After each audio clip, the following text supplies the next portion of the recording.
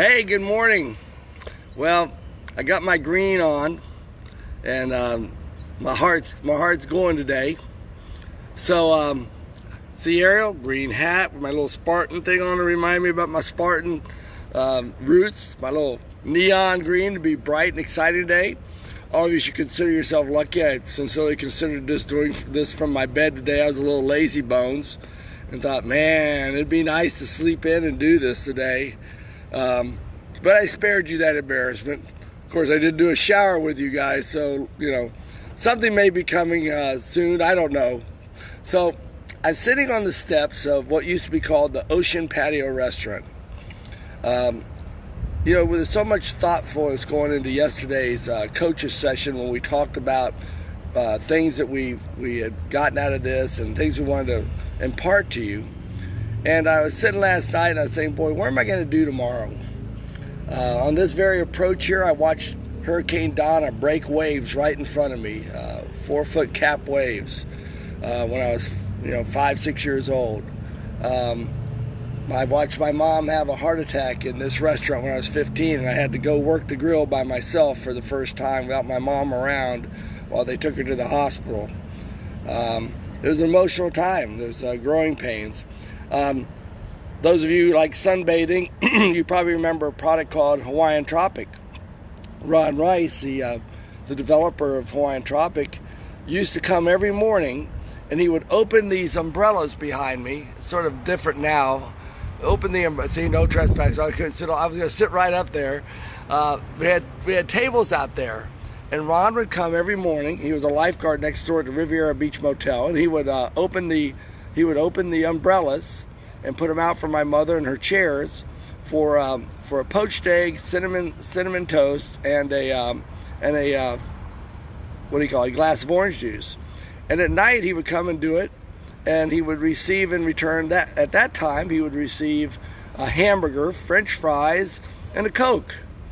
So a lot of great memories here. I told you guys about meeting some of my heroes on the beach. This is the restaurant my mom owned at that time. In those days when I was a boy, the only entertainment we really had was AM radio around here and a transistor radio. And there were only 3 stations on TV, and we watched them with our rabbit ears or an antenna on the roof. And, you try to catch the signal coming down. And, the broadcast was usually just a lot of static and squeaking and squawking and that type of thing. But it wasn't very exciting at that time. But it was, and it wasn't very reliable. But it kept us there because we knew there was a transmitter out there that was sending us entertainment. Maybe it was Gunsmoke or something like that.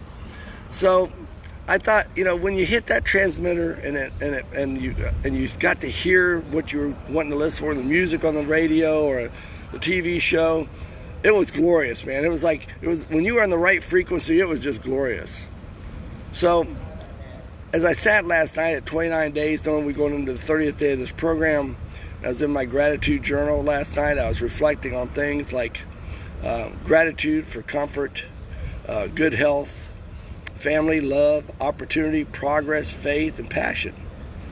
Passion for what my fellow coaches and I do, where we're healers, we're health catalysts, we're agents of positive change.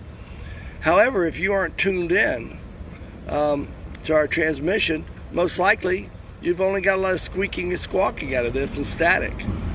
If you're looking for a true breakthrough, then I've tried to encourage you that you must tune in.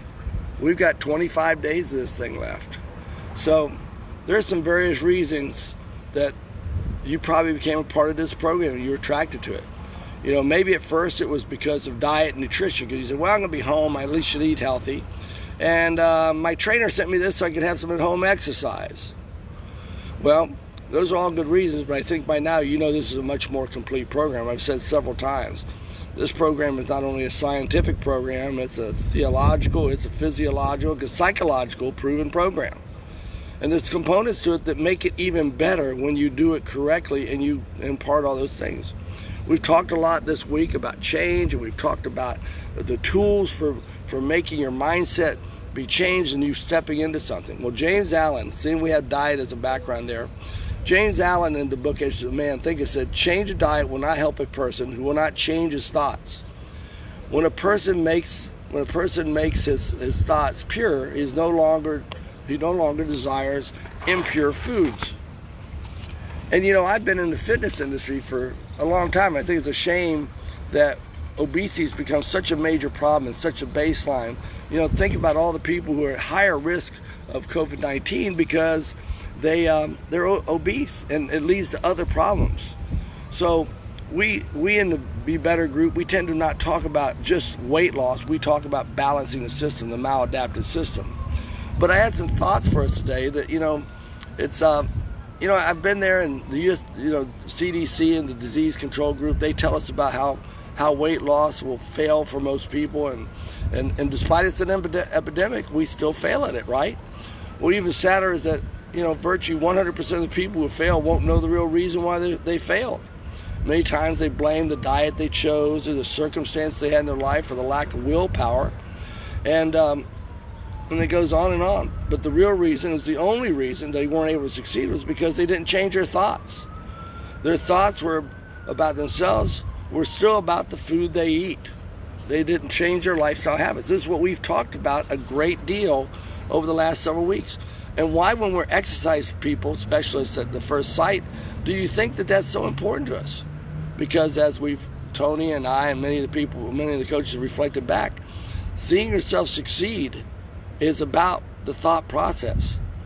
So when we look at it, I read a book called The Winner's Image by Bob Proctor, who wrote the book The Magic. They're not coming for me, I promise. I didn't do anything wrong. And he quotes in that book, he says, thinking creates an image, that future memory. Images control feelings, okay? And feelings cause actions. Actions create your results. I'm going to wait for this guy to come by here. I don't think they're going to the beach. And they're by. Good. So, I've been with people over the years who fought this battle for weight control and weight loss. Done it most of my life, being 45 years in this industry. And even for myself, I know that when I thought of myself, I thought about food. And it was part of my excuse was, well, it's part of my culture. I'm Greek. We love to eat. My mom owned a restaurant. I had all the excuses in the world. But I wasn't thinking about myself. And, and I know there's people that use food as anesthesia for the bad things they're caused when their friends picked on them and things like that. But each year passes, I know I will be more and more successful because of the tools that we have in this program of changing mindset. And that's really, if you have one of us as your fitness coach, that's the difference between us. Not only our background and knowledge, but what we've done studying mindset and understanding how to help you self-talk yourself and the tools we have to help you be successful. And it isn't just weight control that applies to changing a habit. If you're a smoker, whatever it is, you have to see yourself as a healthy, physically fit person, and you've got about as much chance of losing weight if you don't change your mindset or stopping smoking as going a year on your email account without getting spam if you don't change that thought press. So the difference is you have to think of yourself as a non-smoker, as a healthy, skinny person, as a person who's doing the right things. One of James Allen's books says this in the quotes: "Mind is the master power that molds and makes as a man, and man is mind, and every more he takes. The tool of thought and shaping of the wills brings forth 1,000 joys, 1,000 ills. He thinks in secret, and it comes to pass. Environment is but a looking glass." What he's telling us there is, whether we express our thoughts, they're going to express themselves in actions that we do every day.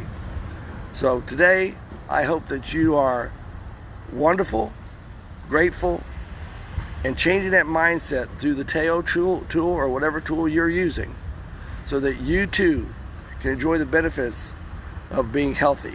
Now, it's 30 days. It's a lot to celebrate. It can be 30 days of unbelievable results, or 30 days of squeaking and squawking. That's unbelievable as well. There's a plethora of information here. So, God bless you. I hope that all of you have a great day today. And we have 25 more days, and a lot of things can happen in that. So, total program, total commitment, total you being healthy. God bless you, and have a wonderful Saturday, and I'll see you tomorrow morning.